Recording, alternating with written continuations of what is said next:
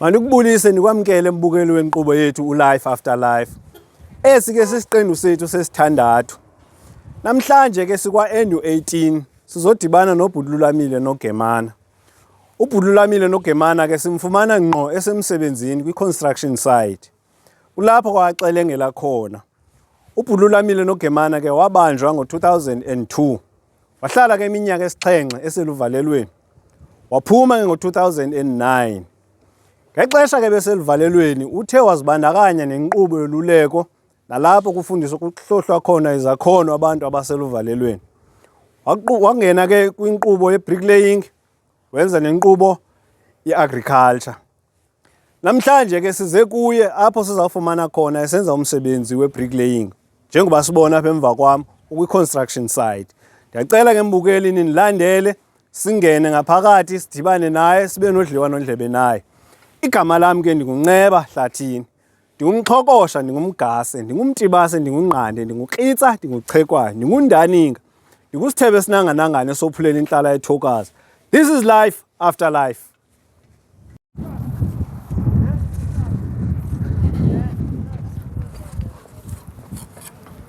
Molweni. Kunjani buthi? Khona thina kunjani ko? Siyabulela man. Akho nto. Buthi wami, igama lami ndinguNceba ne. Ndinguhlathini fani.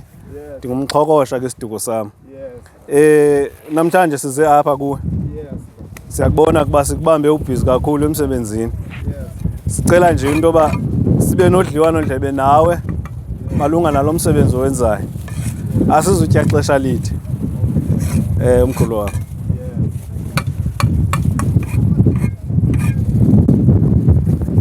Mhlawumbi ikhona indawo sinongena kuyo apho kungekho moya khona. Apha ngaphakathi ke. Okay, akho ngxaki. Ngaphakathi. Akho ngxaki mkhulu. Enkosi. Mkhulu wami, bese sidibene ke phandle ndazazisa ke nobani ngubani. Yes. Kodwa ke ngicela ke nawe uthathe lithuba ke uzazise kubabukeli baka-Life After Life ke. Igama lami ndinguLwamile isenemu nguNogemane, ndihlala ePhumlane. Kodwa ke ngokokusebenza ke ndiselapha ke kwaZulu Construction. Baba. Okay, mkhulu wami. Sikubamba usemsebenzini namhlanje mkhulu wami. Yavuma. Ixesha lethu asizulitya lonke ixesha lakho. Ya. Akhona ibale ke njengento yoba ixesha silihloniphe. Yes. Kodwa ke ndicela nje mhlawumbi ungakusiphe nje usiqhaba ngemvelaphi kaBhutlulamile ukhule phi.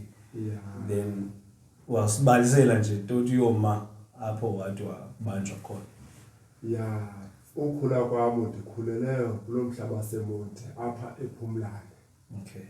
Ya, ndithe ke nezifundo zami ndizenze kwasePhumlane. Okay. Ndahamba ndosebenza uXelenga ke ngokwesiXhosa kumzinyama kuthiwa yiGlen Victor Meat le bathi ngulima futhi bendingumxheli khona. Oh, okay. EAbhathe phaya inoba ndangena phaya iminyaka 18 to 19 ndiyenzile ndipha. So ke kuzothi ngo-2000 kuba ekungeneni kwam phaya inoba ndingene ngo-92. Ndizobanjwa ke ngoku ngo-2002 ngelishwa ke ndaye ke phakathi kongaboni ngasonye ke nogxa wam. Kwakho ke into yokubana ke hayi ke deske siyobekela naphi ezitrongweni kuba ke sayisozakalisana. Ndibanjwa ke apha kwawani eMdantsane. Ndagwetywa eMonti 15 years. 15 years kodwa ke ndiyoyixelenga eXesi. Ndafikela ke kumadoda ke angabahlobo bam abakhulu phaya eXesi. Okay. Nalamadoda ke sithe ke sawuhlala phansi sathatha eze kusekhaya nalapha sizube sicinga apha masicinge le ndawo sikuyo. Then senze thina izinto ezingaphuhlisi mntu kuba ndiye ndadibana nomfo ke ukuthiwa nguNqaba. Sithe sobonisana kwaxa sibana makhe siye nakwa-training kookarati sizikhuphe sizikhiphe busy singamamelani nale ndasikuyo. Yes. Kodwa ke mna ke ndajoyina ke nelicandelo lakwa-agriculture. Oh, okay. Phantsi koMr Tyhilekile Phayixesi, umphathi jele. Siqhubekekile ke neprogram ke Phayixesi ke elozokwakha, ufunda agriculture. Okay. Sideske ke sizophuma ke ngoku ke ngomna ke ngo-2002. Ngo-2009 uphuma nami. Okay. Yes, kuba bendiyibhutywe ngo-2002. Ndaze kuphuma ngo-2009. Iminyaka inoba iyi-7 yes. endiyichithileyo phaa. Ndithe ke bhuti ke ndaqonda ke mna ke ngenkuthalo yam kuba kwakulo mzi ndandixelenga kuyo enyameni ndiphangela kuwo phaa eGlenville Tamati kwalima futhi. Ndaye ke ndinobumalananyana ekuphumeni kwam, ekuthandeni kwam ke lo msebenzi wokwakha. Okay. Ndaqonda mna into yobana hayi kunento yobana mandihlale nje, mandiqhubekeke nalo msebenzi wokwakha.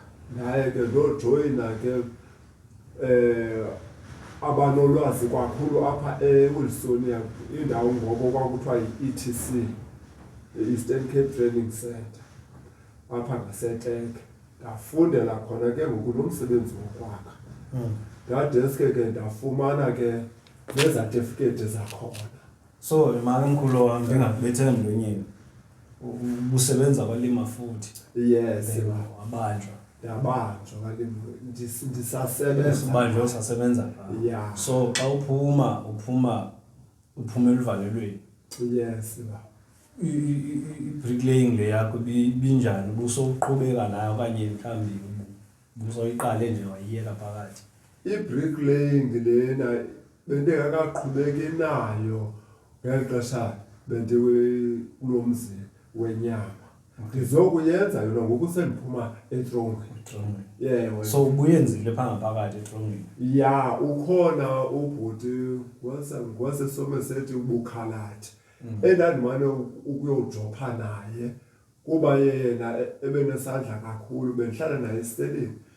Ekuthiwa ngubana ndiyamlibala ke ndibabulibala. So niphuma apha eseleni nobabili? Siphuma eseleni sikhatshwa amapolisa mhlawumbi kuthiwe masoncedani loo mama, mhlawumbi udilikelwe yifestire kwilanto kwilokishi ethile. Ngentembeko yethu ke nentsebenziswano ndisenokutsho phaa kubaphathi jele kuba besingengobantu noko ababonise ukuthi mhlawumbi asingobantu. Okay. Bebesithembe kakhulu, besithembele. Iyaqonda, bebesikhupha njengomzimba ongenaxhala ukuthi masokwenza le nto sibuye nabo lethi kungekho kuthulekile nje ku-right. So ke nale nkonzo ke ngoku ndizoyiqwalasela apho ubana tyhini, hayi mani uba ndinoba ne-chance ndingakhe ndiziqeqeshe ngale ndlela yena lo ugxawama ndibonisa ngayo. Ndiyayithanda elo hlobo kuba wayenento yena imba ngento yokubana ndiyithande. Wayenento emane uyithetha athi kum, ikhaya ayomoto, ikhaya awusoze ulale phezu kwendlu, funeka uzibiyele emqaleni. Ndayiqwalasela phana ayomoto ayomoto, soze wenze umsebenzi wakho emotweni. So akha kuqala. So ndayithandiswa nazo into ezinjalo. Okay. So wadibana ke ngoku nemali zakho zakwalima futhi? Ya, waqhubeka ne-bricklaying? Waqhubeka ne-bricklaying. And that ke ngoku ekhona ekuphumeni kwam ke ngoku shem ndimmenshine lo tata bathi uba udala ngomnye besecaleni kwam kakhulu ebengazibekelanga phantsi uba udala. Nangoku usaphila qha sele wayeka nomdala kakhulu sehlele ekhayeni. Naw ke ngoku ngomnye ondiphe amandla kakhulu, ngoyena undibonise impela kuba kaloku yena umidantsane lena kuqala kwa-1 to 14 bebesebe ikhampani yabo yayibhithi ngoko. ibinguye ke ngoku omnye ke apha emakhaya xa ndiqonda ubana ndinendawo ethethelezayo andibonise athethe nam. Hayi tyhini ndaqonda mandomelele mandiyijoyine le ndima yezokwakha kuba ulo mfo ndandikunye naye phaa eqesedeske athi ubana ngaba unoqhubekeka udibanise nesikolwananyana onaso ngondibonisa kwakhe ungaphela sone-ofisi oomabhishophi. Ndathi mhloba mna ke ndathi mna uba ndinokwazi nje ukwakha istenda kambe nalapha esteneni ndiyayenza iplastering, ndiyakwazi ukwenza iflooring, ama-reveals yonke nje enye into ngaphandleni kwe-plumbing and ilight electricity ke ukhona ongomnye ke xa ndi-off apha ikwayitshomi yam ikwa-Eskom ndibhizi naye phaa elalini ndihamba ulungisa ke imibane abantu. So ngumntu nje obhizi andinachance. So le yezolimo i-agriculture ihamba iphela. Eyi ibile lona phupha lam elisemqoka elo kuthi andifuna ukuxokisa. I-agriculture na anytime xa nofika umntu athi nalibala nazi into zolimo setsho yona ndiyiphilayo kakhulu kuba ndideske nayo uqomana ngaba ndiyaphila ndinoomama bam endibafundisa yona. Aba mama ngoku sebenezivuno like koomakhesi bishop abebelungu baphaya ndikhe ndifike nabo xa ndiyobaqwalasela into yoba imeko ithini kuba kaloku ezi nto ndibabonisa zona like ehlotyeni sisebenzisa eziphi izichumiso ebusika zeziphi izichumiso like ii-metamorphos, iziprinklers, yabona iijuti, iikhabhareli, yabona ndibaxelele yonke le nto ithetha yinto ifunde ngexesha ungaphakathi. Ndingaphakathi u-agriculture ndiqalile ngaphakathi ndamgqiba ngaphakathi. Hayi futhi iyanxayo ndiva le ndlela ubesha kolwimi uba uthetha. So okay ke mkhulu wam ucacile ukuba nyhani ngesilungu bathi ngu-jack of all trades. U-jack of all trades. Yes. But ke ngoku before siqhubeke banzi ngale nkqubo yezi-skills ndirhalela nje into yoba ukhe usibekele ngokwamava wakho ubomi bentolongo ngokwawakho amava. Abantu abaninzi xa sithetha ngobomi bentolongo fumaniseke umntu akazuthetha ngento ayive kuye, uthetha ngento mhlawumbi ayive kuthiwa yenzeke. So kukho amacala amabini ke ngoku that likhona icala elihle eli ke ngoku likwenze into yoba namhlanje mawukwazi ukuba uthi ufundise agriculture and then ubhizi ngebriclaying. But ke ngoku likhona icala elikufundise isifundo sithi umzekelo uyabona ndibeka ilitye ngoba soze inyawo lami phinde ndilijongise kule ndawo khasinikeze nje.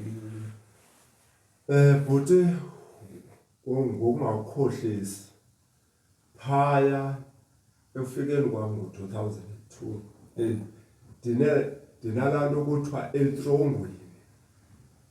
etrongweni asiyondawo yomntu kodwa mna ndithi etrongweni yindawo yotshintsha isimo ubukuso. Okokuqala itrongo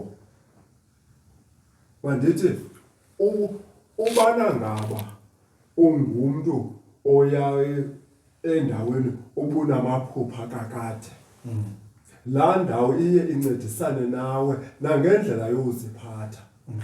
Asukuba mhlawumbi xa kuthiwa usetrongweni kuphela kobomi.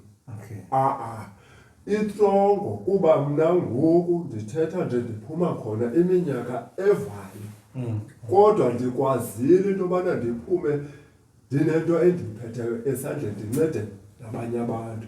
So itrongo ndithatha eze mna likhaya lam lesibini lokwazi uqiqela into ebendingayazi ebendingazazi indazisile yona. Naba ke bathi hayi etrongweni etrongweni ndingayibeka kanjani wena bhuti ngale ndlela lento yokubana uzithathe awusengumntu ndizakwenza nje ngokwenkolo ongathi andingomntu. Kanti xa uhlala phaya umamele umzekelo mna andifika ngaphaya ndajonga into yobana mna ndifuna uba yi-king of kings izalapha ndenze into ezirongo kubantwana babantu.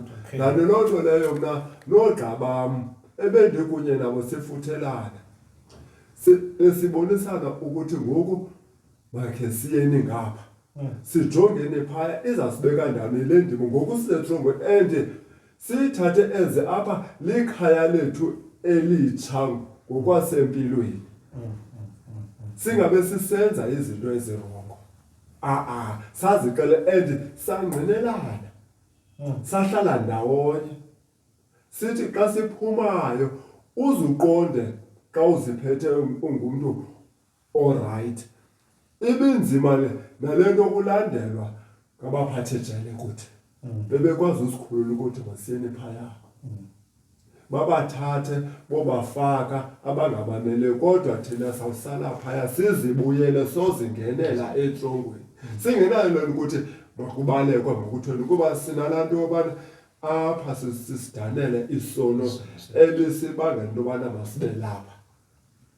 So naw ke ngoku yiyo loo ndithi etrongweni omnye angayibiza koogxa bethu bana hayi urongo hayi into isemntwini kodwa xa uzikhuthaza ngonokwakho.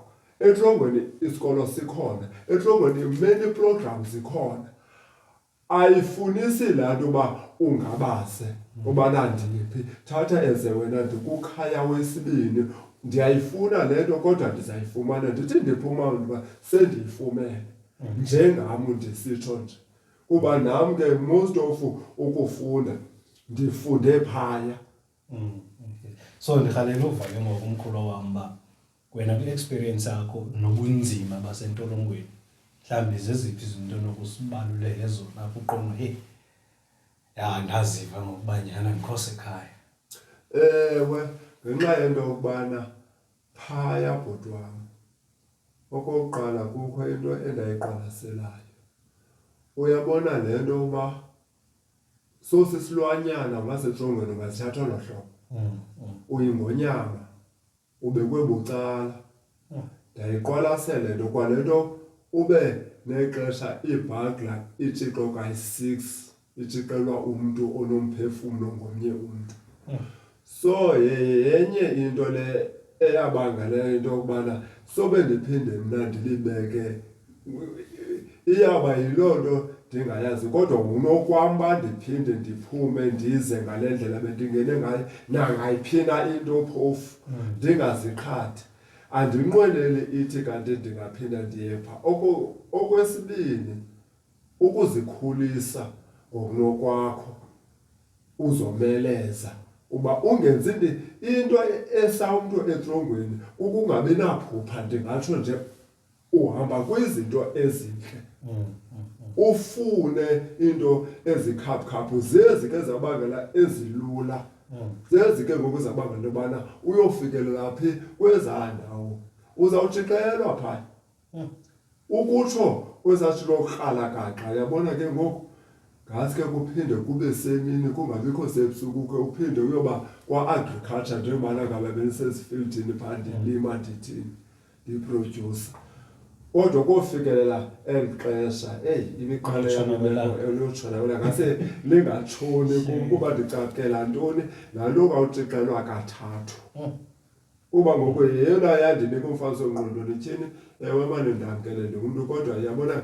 ngale ndlela kuvaleka ngayo nangendlela esihleli ngayo ayinokwazi nibe bayi-25 kweli gumbi liyi-1. Yenye into akho bomi esatshe phaya ngokwempilo nanxeni ezempilo zikhona nje negadiwe kodwa ngokokuhlalelana ngokuphefumlelana akho nto ilula. Yiyo loo nto ndaqonda ubana ndajonga kodwa ke ngokwenkonzo zaphaya ayinawuxoka zona zikhona iyakhe ibe semntwini amaqhinga asemntwini. Okay, Bukeni, umkhulu wami apha ecaleni kwami, ezona nto azigxininisa kakhulu zezokuba xa uthe walahlekelwa liphupho apha ebomini, uye uzifumane sowuganxileka ezintweni eziza kusa kwindawo ongakhange uyicinge. Ewe, xa sowungaphakathi entolongweni kuyafuneka uzi-adjuste so that ukwazi ukuba nendlela engcono yokuziphilisa, ukwazi ukuzikhwebula kwempilo engazukusa empumelelweni okanye apho ubomi bungcokho. Inkqubo ka-life after life ke ijongene nezinto ezinjalo, that emveni koba uthe wafumana isohlwayo sakho entolongweni, khawufunde xa usentolongweni uzinike ixesha loba yabona ngoku eli xesha endinalo leloba mandisebenze ubomi bam ndijongane nephupho lam. Intetha yakhe ayikhuthazi into yoba entolongweni kumnandi kuyancebeleka kusehotele, kodwa intetha yakhe ithi xa sowungaphakathi entolongweni zama indlela yokuphila ubomi obupositive ukuze ubomi bakho bukwazi ukuba xa uphume ngaphandle uqhubeke nokuphila iphupho lakho. Mkhulu wam, ixesha lakho silitye kakhulu, kodwa ke phambi koba sithi siyayiququmbela incoko yethu, ndikuvile wamentionile amadoda afana noNqaba benidibana nawo phaa, uThembela Nqaba. uThembela Nqaba ke ngomnye ke wabantu endisebenza nabo nongumseki wale nkqubo ka-life after life.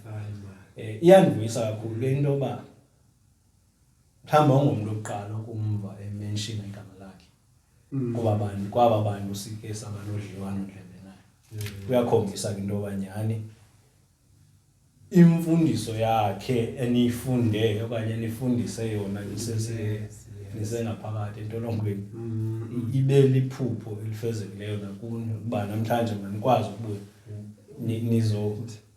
So njengoba ke ngoku sowulapha ngaphandle mkhulu wami, ubuyile entolongweni ngo-2009, ngaba mhlawumbi indlela eyowamkeleka ngayo kwi-community. Yazi mos abantu xa besuka entolongweni kukho laa nto yoba hayi uzawumosha abantwana bethu. So ingabe i-community iyawamkela okanye wena uye wazamkela njani ukuba ngoku kufuneka ukwazi uphinde uphile nabantu apha ngaphandle?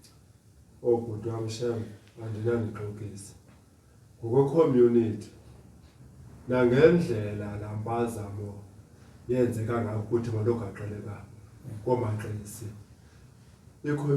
i-community ibe semdleni kakhulu ngam, especially ndibuya ndisithi ndinolwazi lokuba kwamna ekuphumeni kwam phaa eXesi andikhange ndigqibe nenyanga ndabe ndihlele phantsi. Okokoko ndema ngenyanga, koko ndibhizi till ndisebhizi nangoku. So i-community ndisenokuthi ithe yowujonga yabona nto kum kuba nangoku ngoMvulo awuzundibona apha ndiyogqibezela into ebendenza esikolweni, ii-security rooms ebendizenza e-high school. Bendinde imaterial napha ayikhange ndithi mandilinde laa material ndihlale phantsi. I-call ngexesha ubufowune izolo ifike kwayizolo. So ndingumacala, yabona ndibhizi nyhani bhuti. So i-community naphaya ke elingelethu ndibabonisile iincwadi zam ebendisuka nazo ebezezibhalwa ngooMr Tyhilekile, ooMr bani baseXesi. Andaloyika mna nelaa gama kuthiwa yintoni xa bekhomshana inmate into ke into ezinjalo ke uyabona uzibhalela azibhalela wafase ubana lo mntu uphuma entshongweni udeske ndabona ubana le principal lapha inako ukunditsala ndathi mna ndangxaki uzawundoyika kodwa ndibona uba undoyikela ntoni kuba inoba ndibhetha than aba bantu bengekavele phaa kuba mna ndazijika ndangulo mntu ndinguye. Ingasobe ndiphinde futhi ndijikwe mntu lula ubana mandibe ukwenza into zirongo yibantu. So nale nto uyithetha wena andizothi usundoyika xa uthetha but mna ndizisele uba u-agriculture wakho uya esihla than enyuke. Ndikhona ndilapha ekuhlaleni khawumkele nazi ke iincwadi zam ndizawucebisa apha naphaya. Uphele ke iqhwaba izandla wahlanganisa wabiza savana ne-community as a whole endikuyo andinanqanayo yandomkela ngezandla ezishushu kwa uphuma kwam etrongweni till nangoku. Okay mkhulu wam, ayakhuthaza amazwi akho kakhulu because into endiyithandayo kukuba njengoba sisitsho nakubabukeli uba inkqubo yethu it's not about ukupromota ubugebengu uba abantu mabaye etrongweni bazofumana amathuba akhona nalapha ngaphandle. Ngoku umntu engakanga etrongweni uyakwazi uziphilela ubomi bakho, akunyanzelekanga. Urhulumente wase-South Africa wedemokhrasi usinikeze sonke ixesha loba masikwazi ukuzidiscoverishela amaphupho wethu. Kuba lilishwa ke xa uthe wena uhabe uzifumana kwicala elirongo lomthetho, iphupho lakho ke liyo-discoverishwa songaphakathi entolongweni. But ayithi loo nto umuntu ongaphandle makaqhubeke amosha so that azokwazi ukuyofumana umzekelo i-free education. Inkqubo yethu ka-Life After Life ijongene nabantu asebebuya ngaphakathi, ayikhuthaza abantu abangaphandle uba mabacommit i-crime so that bayofumana uqeqesho lwamahala. Mkhulu, masingalityi lonke ixesha lakho mani. Singathanda nje noba mhlawumbi ube namazwi amabini amathathu onowabhekisa ebantwini phaa ngaphandle ababukeleyo uLife After Life, ubakhuthaze nje. Njengento yobana ugqa wam esitsho bantu bakwa-Afterlife le program ndikuyo now ndinothi njengento yokubana esitsho ubhuti uba asiyonto ibalulekileyo ukuya etrongweni uyofumana into yokubana hayi ubomi ndawuthi ze ndibe nabo ndibheke etrongweni. Unyanisile ndiyamngqinela. Nyaniso ke xa uthe ke wona xa wonileyo umntana uyabethwa ekhayeni, asidanele isono sakhe. Kubonakala nyaniso uba aphinde ayenze loo nto. Nakuni ke ngange ithi kanti nakwaba baseza kubuya ukuba bakhona nabanye abaphaya, nibamkele ngale ndlela nanisamkele ngayo nani nathi, kuba into ebalulekileyo lutshintsho ebomini and wenze into ebalulekileyo ebantwini emsa umntu phambili ukwenzela into yokubana abe nokusasa olungcono kuyo yonke ke into eyenzekayo. Kule nkqubo mna into endiyikhuthazayo, community ngabantwana benu abaphaya, kodwa nani community banenexanduva enoluthathayo ekuqeqesheni xa sebebuya phaya, kuba ndisitsho nalo abakhange eyam icommunity endipha kuyo neyiphi naphofu yeyam apho ndisebenza khona bathi hayi nanku umoni nanku ntoni, ndiphatheke njengomntu ingathi andisuki kwezaa ndawo. Apha kwa-agriculture the way and-experience ngaye u-agriculture undifundise kakhulu. Nethi ngoku ndafumaniseka into yobana urhulumente kum xa nosondela umzekelo like ukhona umntana phaa ekhaya qha ngoku ndigqibele kuthiwa use-North West ukwa-agriculture nguphindwe khwekwe. Uphindwe khwekwe sishiyene kuba ngoku akasabuya akasathini akasafowuni. Ingumntu othi mandijonge iiploti ezithile umhlaba ongasebenziyo azame ungqinibase no-agriculture. Uzomka yena ke ngoku senika iikhondeni ezithu exesha ndisekhaya ndeva ayapasa ke njalo ngenxa yoba uye wathathwa ugovernment womka.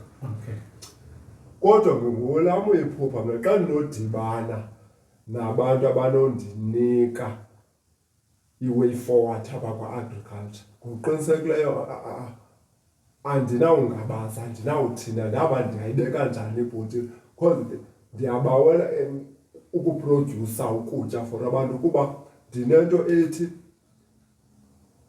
kwi-interview endandikuyo ngaphakathi phaa eXesi lo sibathathu kulo mntana esuka eFort wabuza kum uagriculture ndimthandiswa yintoni ndathi mna isingathi uagriculture iyafana namanzi bubomi kuba akukho kutya okusuka kuko konke esikusebenzisayo into ehlaphamos ngumoya lelanga yingqele zintoni ukutya kuphuma phantsi emhlabeni so ke ngoku nawe ke sister umzekelo njengoba ndithetha nawe nje uzawufuna ixesha late lathi it come from the soil uyayibona laa nto so unguka-agriculture wena unxibe u-agriculture sathi siyeke ukutya unxibe u-agriculture ungumntu u-agriculture so u-agriculture ndimthathe ezena uyinto yonke kodwa ke mna ke phaya ngeli xesha bendikwa-agriculture besiprodyusela iitrongo zonke ezi nge-vegetable garden potatoes laa nto yomakhaphetshu carrot yonke loo nto naw ke ngoku ndafumaniseka ukuba xa kunobakho iqela lithile okanye kubekho bantu bathile banaloo ndawo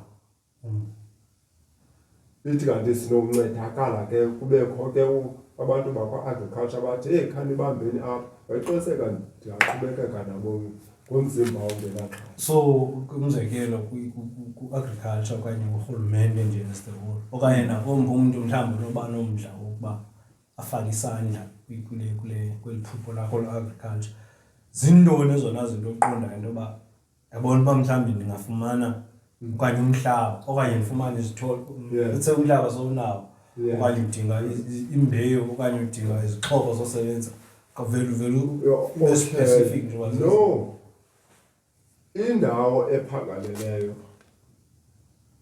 ndiye ke sendiyifumene ngenxa nto yokubana andikhange ndibe nalo mlandeli bedimjongile so andinayo okwangoku kodwa ndinoyomkela xa unothiwa yiyo le ibe ke ngoku izithole umzekelo nee-fertilizers nee-sprinklers yabona into zonkcenkceshela uyayibona nto le ndiyayivulela kakhulu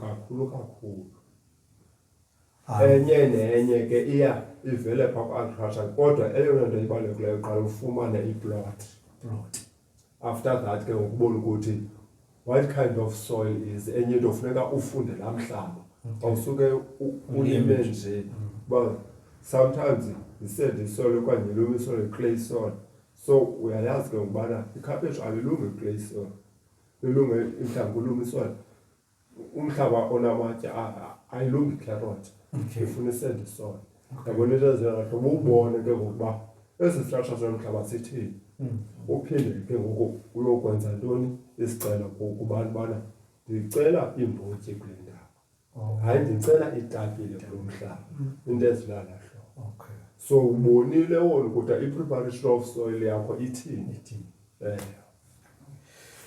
hayi masibambe buthi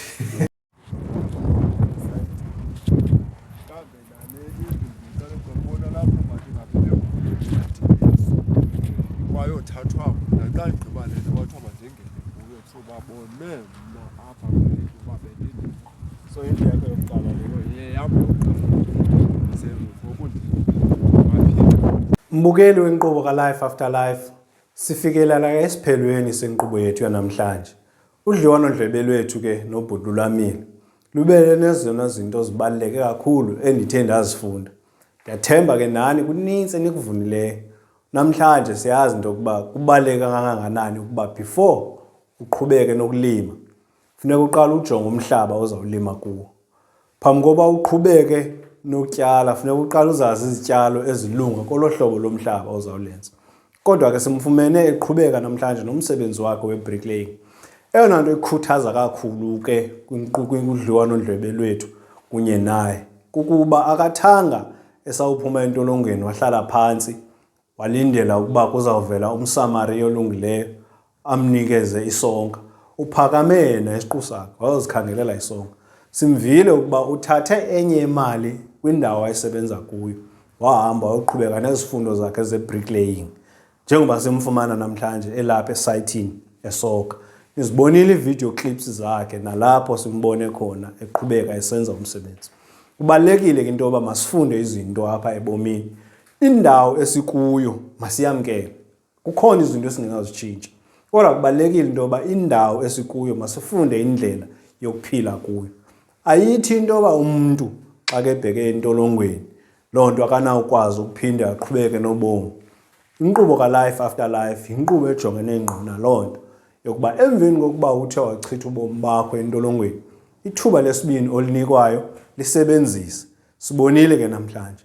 Ndiyathemba kananjalo ukuba nizawuqhubeka kanjalo nisibukela kumaqonga wethu onxibelelwano. Isikhuphe media kuFacebook, kuYouTube nakuTikTok. Umzukulwana ke wokaNxolo, umtshana woGamede, isizukulwana koQadi, umxhokosha isiduko. Uyayivala namhlanje. Ndithi kude kube lixesha elizayo. Ndiyabulela. This is life after life.